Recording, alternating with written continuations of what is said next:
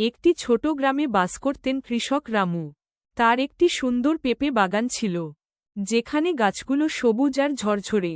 রামু প্রতিদিন সকালে উঠে বাগানে জল দিতেন, গাছগুলোর যত্ন নিতেন, আর পেঁপেগুলোকে ভালোবাসতেন। তার স্বপ্ন ছিল একদিন এই পেঁপে বিক্রি করে ভালো টাকা উপার্জন করবেন। একদিন রামু দেখলেন তার বাগানে পেঁপেগুলো পাকতে শুরু করেছে।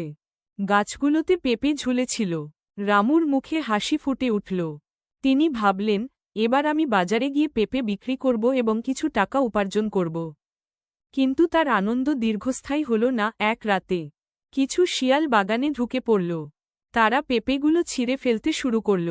রামু ঘুম থেকে উঠে দেখলেন তার বাগান পুরোপুরি নষ্ট। শিয়ালগুলো হাসতে হাসতে পালিয়ে গেল। রামুর হৃদয় ভেঙে গেল। পরের দিন সকালে রামু সিদ্ধান্ত নিলেন, তিনি আর হাল ছাড়বেন না।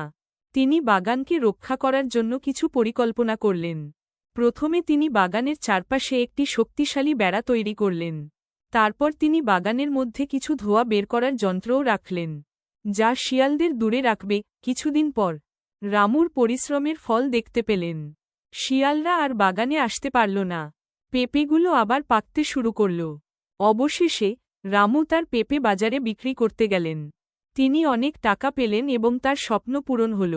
রামু বুঝতে পারলেন, কঠোর পরিশ্রম এবং ধৈর্যই সাফল্যের চাবিকাঠি। তিনি তার বাগানকে রক্ষা করতে শিখলেন এবং শিয়ালদের বিরুদ্ধে লড়াই করে নিজের স্বপ্ন পূরণ করলেন। গ্রামবাসীরা তার সাহসিকতা দেখে তাকে সম্মান জানাল। রামু জানতেন, প্রকৃত কৃষক হওয়ার জন্য শুধু মাটি ও জল নয়, সাহস ও ধৈর্যও প্রয়োজন।